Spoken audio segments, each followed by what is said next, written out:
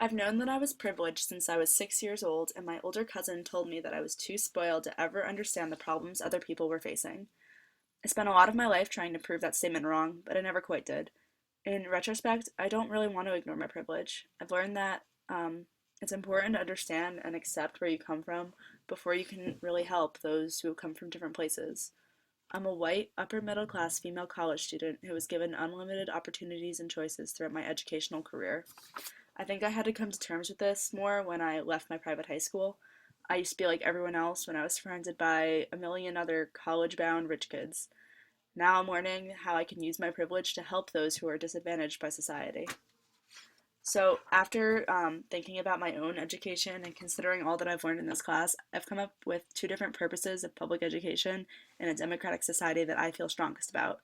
So, just a disclaimer, these purposes do not encompass everything I think is important, and they do not even begin to describe all the inequalities in the educational system. So, my purposes are that, first of all, schools should allow students to define their own paths of success rather than forcing them into a path that society has chosen for them. And second, that schools should create more opportunities for students to succeed in schools. So, for the first one, students should be allowed to choose their own life path.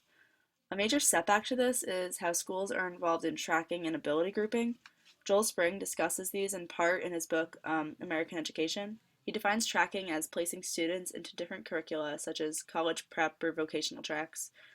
Students may not even realize it, but a lot of the time they are pushed onto certain tracks based on their teachers' perceptions of them, or their previous performance, or simply like where they came from. So, a quick personal example is my father, who grew up below the poverty line in Brooklyn, New York. He was a part of an Italian family in a mostly Irish area. Being different and poor, he was looked down on by many other people in his community, many people in his school. He was told throughout his entire life that he was not as smart as the other kids and couldn't stay focused like the other kids could. And in high school, his guidance counselor told him that college wasn't right for him. And so when he graduated high school, he went on to become a butcher, like many other Italian men at the time. So after almost like 10 years of him being a butcher, he realized that he wanted more out of his life and he went back to school. And his guidance counselor was completely wrong. He made Dean's List every semester in college and then went on to law school and is now a successful lawyer. It's just one example of how teachers and other administrators can be wrong about a student. Just because they perform a certain way does not mean they are meant for a specific path. Spring also describes ability grouping, which is placing students at a specific level of a class. So this is like AP classes or what have you. So this again is based on perceived ability and can be influenced by teachers' perceptions of a student's gender, race, or socioeconomic status.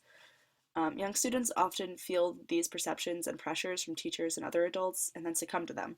Tracking and ability grouping directly leads to social reproduction, which Spring defines as the education system mimicking broader social class structures. So it's basically keeping the disadvantaged at a disadvantage, and it's a critical problem in the education system. James Coleman writes about a similar issue in his article, The Concept of Equality of Educational Opportunity. He says that schools tend to accept the children's expected future as a given. Um, they they tend to place students on tracks because of what they think they can do or will amount to. They may look at low income students and think that they won't go to college, so they treat them that way. Or they look at Hispanic students and believe they're not capable of learning in the same capacity as white students, so they treat them as such. Or teachers may think that black students never pay attention or are always getting into trouble, so they are sent to be disciplined more often. And then they think they're bad students, and that just rolls over into other issues. And just one by one, each student is placed on a certain track of life without even looking at their individual differences or strengths. So schools need to allow students the right to define their own success, starting by allowing them to determine their own abilities. Educators need to let go of their preconceived notions and focus on each student, not the group they belong to. So my second purpose of public education is that schools need to provide opportunities for all students to succeed. I'm going to focus mainly on racial minorities and socioeconomic status because I believe they're some of the most severely affected groups, but like from this, and they also are pretty correlated. Statistically, racial minorities tend to also be of a lower socioeconomic group, but not always. So there's definite um, people that don't fall into those groups. But in Jennifer Hochschild's and Nathan Scrivonic's chapter on school finance, The authors discuss the ways in which schools are unequally funded. So, public education in America is financed by school districts, which is largely based on where people live. They say that where people live tends to be based on their income level, so therefore you can't separate education and social class because schools will be funded by the social class in their district. That means that students that are economically disadvantaged at home are also going to be economically disadvantaged at school, which means they're disadvantaged in resources. Schools in low income areas will receive less funding for textbooks, amenities, and qualified teachers. Children will grow up with the idea that they are not important because they received so little for their education. Without better resources, it's difficult for these students to succeed later in their educational careers. Jonathan Kozol talks about the issue in his book, The Shame of the Nation. He talks about how low income students are set at a disadvantage from the very beginning of their formal education. Some areas in the United States do not even have publicly funded preschools, so in these areas, high income kids will get to attend a private preschool, while low income kids will start their education a year later in kindergarten.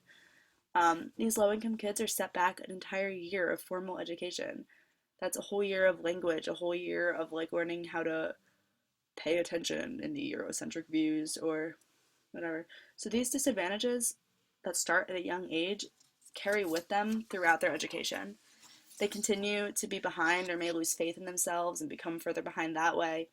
And they could even be phased out of the education system altogether. So, in addition to their original setbacks, these students also receive less resources at home. So, they can't afford tutors like the high income students or um, just all the things that high income students get. Gloria Ladson Billings talks about this concept called accumulated disadvantage, where the oppression of minorities and low income people throughout American history has caused those groups to begin life at a lower social, economic, and political status even today. These low income and racial minority students receive less resources and have a lower quality education than their high income white counterparts. Society wants to keep the social order, and so they push the quote unquote lesser groups down. This is more of an issue for the government aspect of education, but school funding needs to be allocated to those schools in low income areas so we can bridge the gap between low and high income students. Every student should have the option to pursue any dream they want, and coming from a low income family should not hinder their academic experience. I believe these issues are most meaningful to me because of my educational experience. I was given so many choices and resources from like as many ACT or SAT tests to tutoring for them to as many colleges as I wanted to apply to. And I want students to have the same opportunities I had. I know that we're extremely far from that happening, but little differences in the education system can help close those gaps. So all students should get to succeed and choose their own success, and where you came from should not be the determining factor of where you're going.